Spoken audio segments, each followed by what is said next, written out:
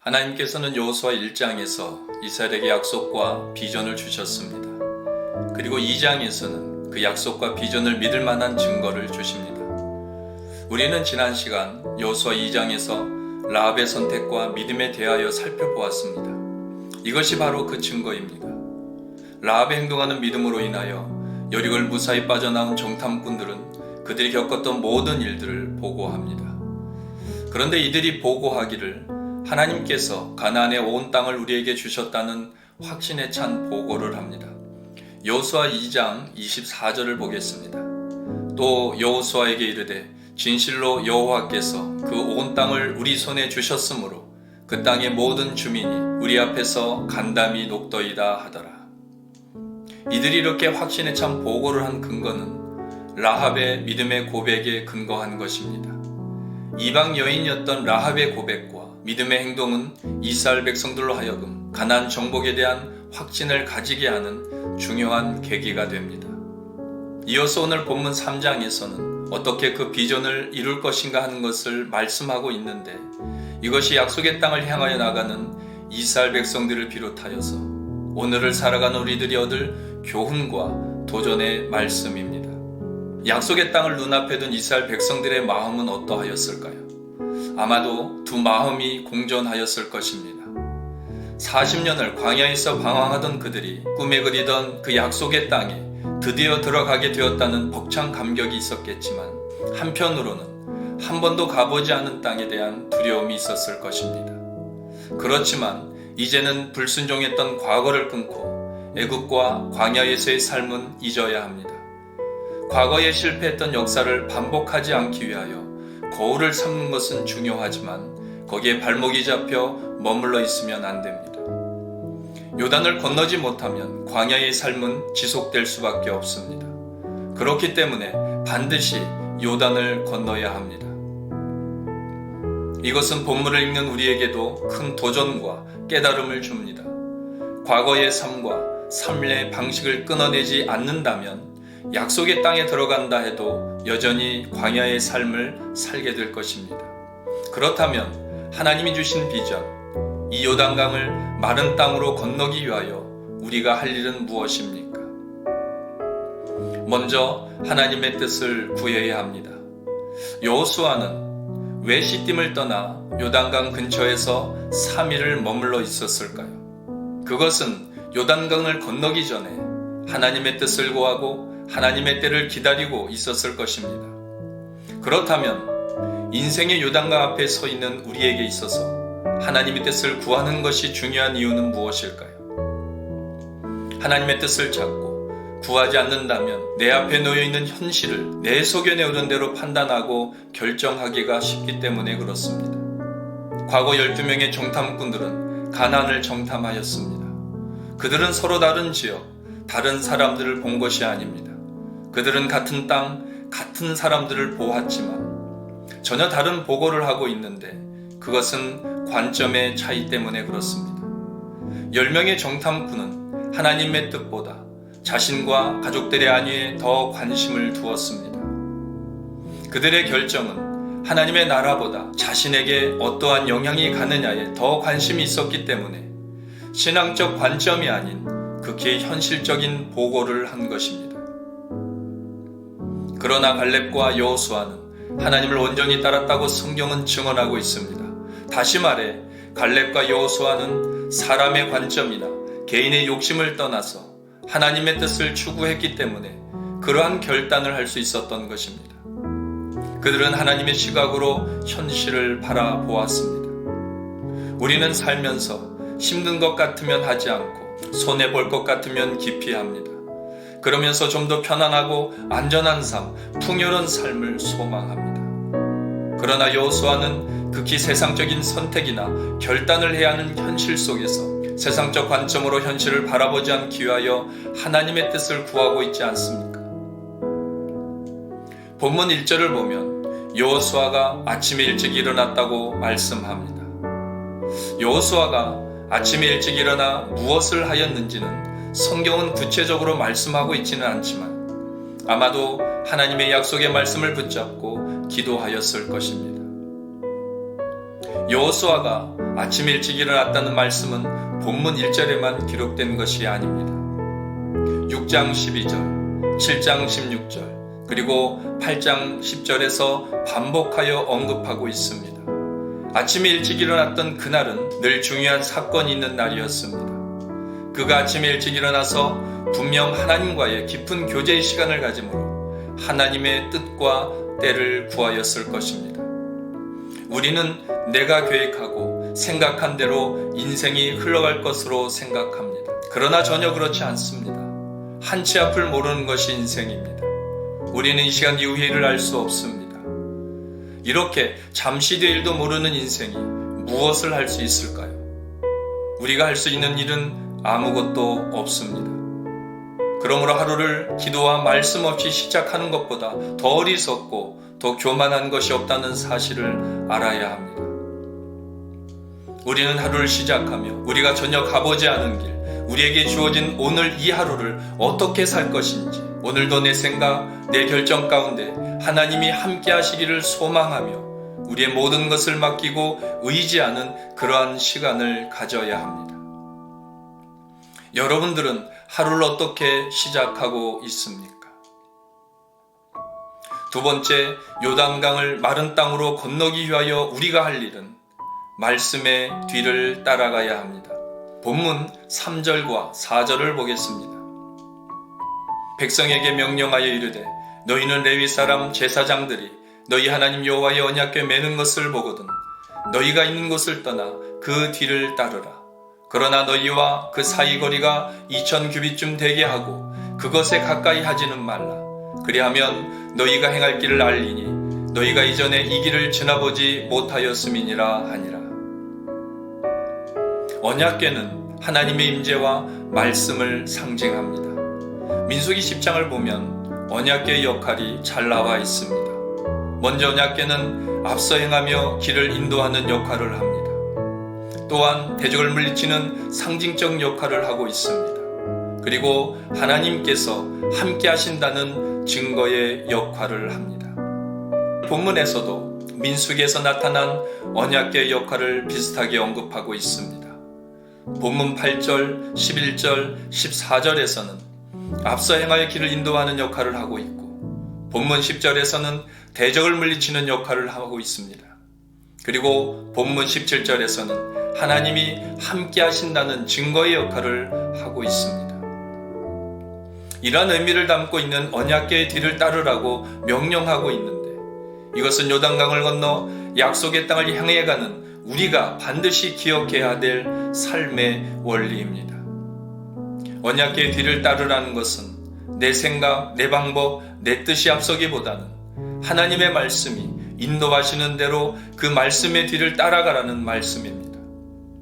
그리고 언약궤를 맨 제사장들과 백성들과의 일정 거리를 두라고 명령하고 있습니다.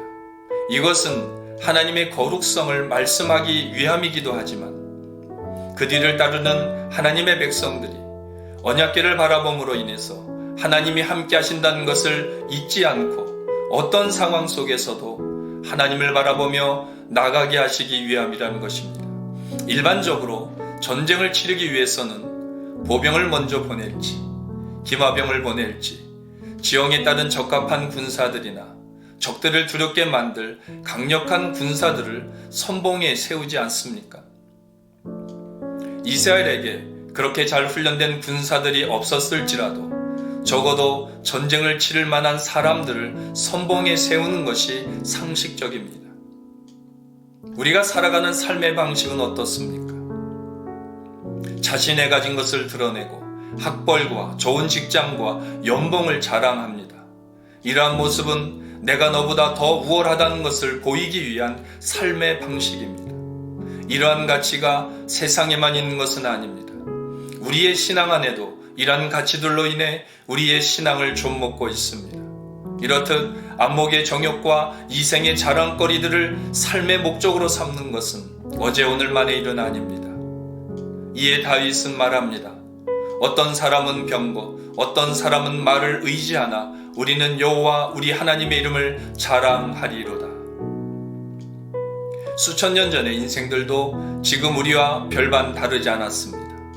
시편의 말씀은 당시의 사람들이 의지하거나 자랑으로 삼는 것이 무엇인지를 잘 보여주고 있습니다. 앞으로도 우리의 삶 가운데 이러한 유혹들은 끊임없이 우리의 신앙을 흔들어 놓을 것입니다. 오늘 여러분은 무엇을 앞세우고 있습니까? 무엇을 자랑하며 무엇을 삶의 목적으로 삼고 있습니까? 본문은 이러한 세상의 가치나 방식, 그리고 우리의 상식을 뒤엎는 모습이 그려지고 있는데, 그것은 이스라엘 백성들의 맨 앞에 언약궤를 배치시킨 것입니다.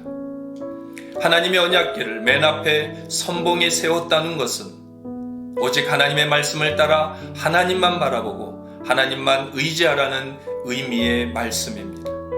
그러므로 세상의 것을 의지하고 눈에 보이는 것을 붙잡고 싶은 유혹이 오더라도 하나님의 말씀을 따라 사는 삶이 우리가 일평생 잊지 말아야 할 삶의 대원칙입니다. 이것이 오늘 우리에게 주는 두 번째 교훈입니다. 세 번째, 요단강을 마른 땅으로 건너기 위하여 우리가 할 일은 우리 자신을 성결하게 해야 합니다. 지금 이스라엘의 고민은 무엇입니까? 지금 그들의 가장 절박하고 시급한 문제는 어떻게 요단강을 건너야 하는가 하는 것이었습니다. 그런데 하나님께서 이들의 고민과는 전혀 동떨어진 동문서답 같은 명령을 하십니다. 본문 5절입니다. 여호수아가 또 백성에게 이르되 너희는 자신을 성결하게 하라. 여호와께서 내일 너희 가운데에 기이한 일들을 행하시리라. 우리는 하나님께 기도를 합니다. 직장 때문에, 사업의 문제로, 건강이 좋지 않아서, 그리고 가정의 여러 가지 일로 그 문제를 해결받고 싶어 간절히 기도하며 주님께 나아가지만 주님은 우리의 기대와는 다르게 말씀하실 때가 있습니다. 이스라엘은 자신들이 처한 문제를 해결하기 위한 방법을 찾는 일에 고심을 하고 있지만 하나님은 거룩의 문제를 해결하기를 원하십니다. 하나님이 원하시는 것은 먼저 문제의 해결보다도 하나님의 역사하심의 은혜를 체험하기를 위해서는 먼저 해야 될 우선순위가 있음을 가르쳐주고 있습니다.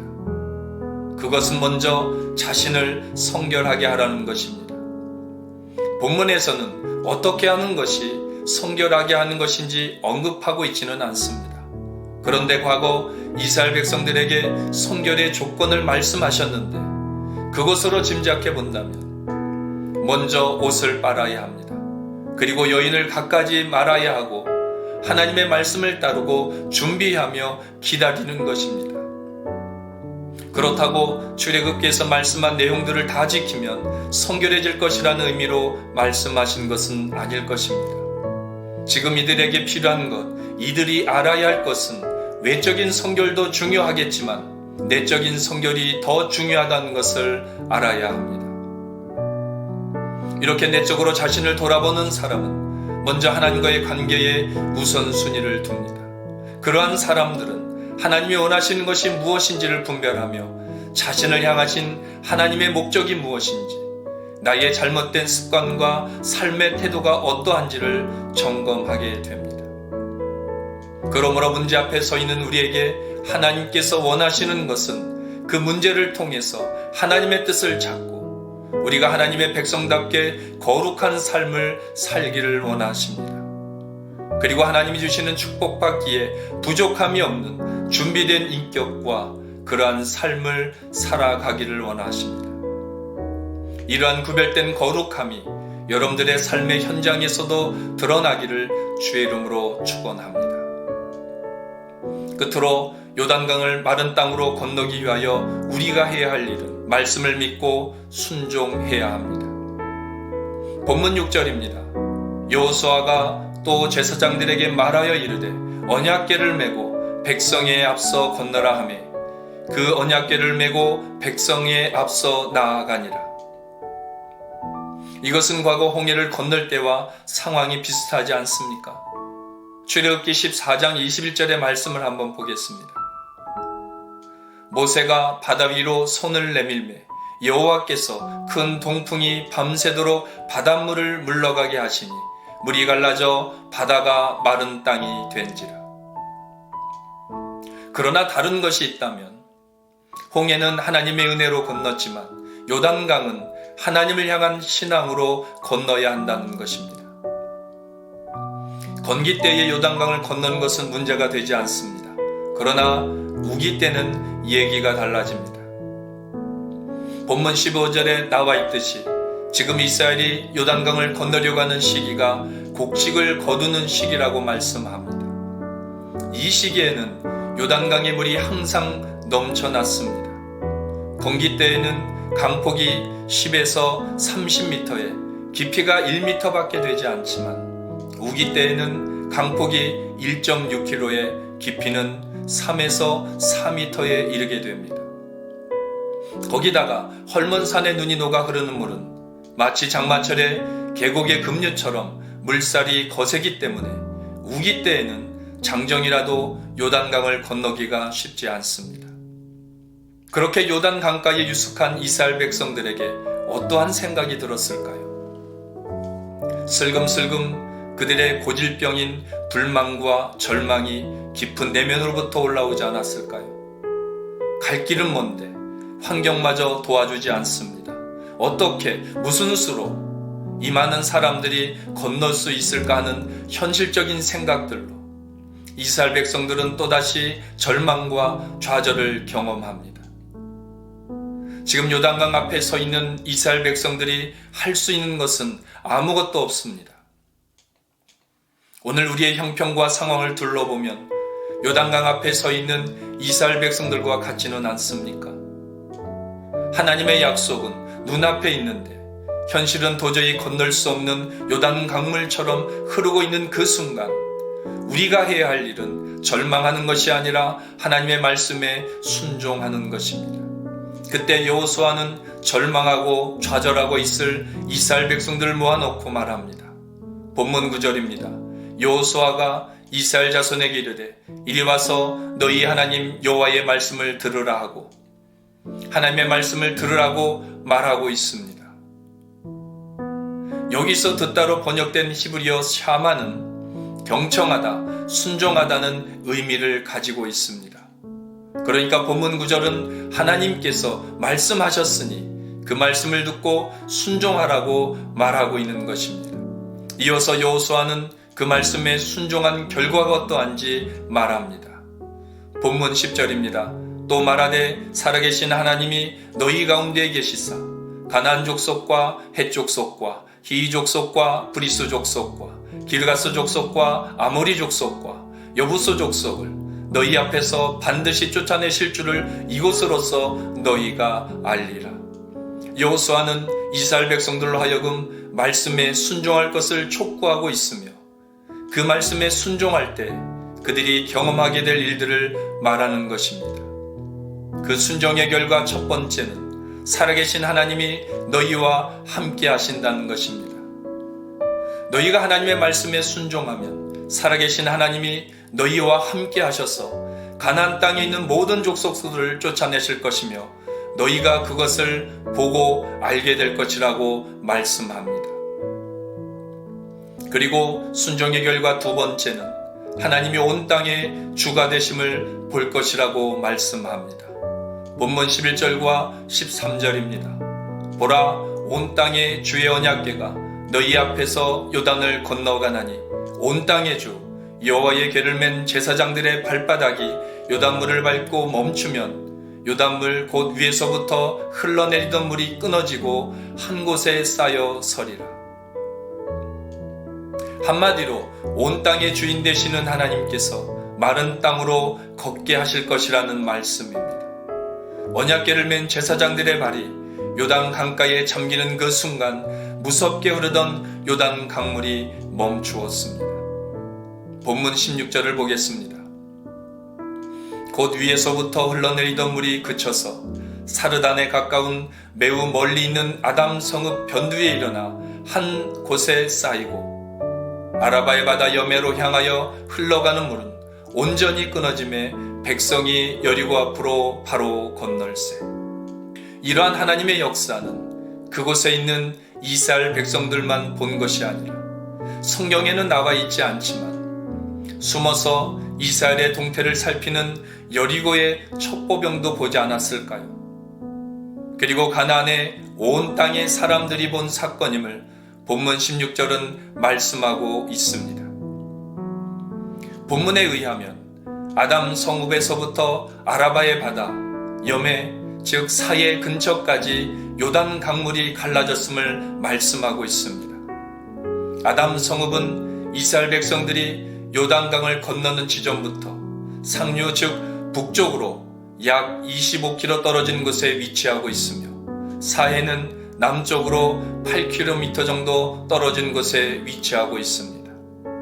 그러니까 적어도 요단 강줄기 33km 내의 가나안 땅의 모든 사람들이 하나님께서 온 땅의 주인 되신다는 이 말씀을 보여주는 놀라운 사건임을 말하고 있습니다. 그리고 여호수아의 살아계신 하나님이 우리 가운데 계신다. 그분은 온 땅의 주가 되신다는 이 선포는 하나님을 향한 믿음의 고백이며 하나님이 이 땅을 주실 것이라는 그 확신과 함께 이스라엘 백성들에게 믿음을 북돋아주는 말씀이 되었습니다.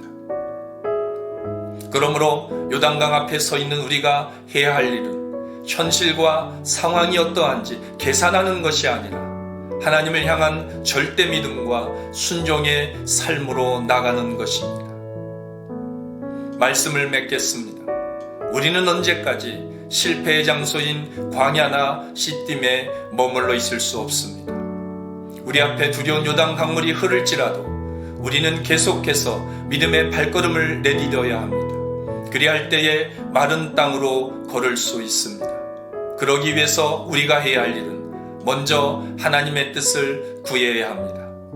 그리고 하나님의 말씀을 따라 살아가야 합니다. 날마다 우리 자신을 돌아보며 자신을 성결하게 해야 합니다. 그리고 어떤 상황 속에서도 약속의 말씀을 믿고 순종해야 합니다. 이것이 바로 앞으로 가나안 땅에 들어갈 하나님의 백성들이 승리하는 삶을 살아가는 비결인 것입니다.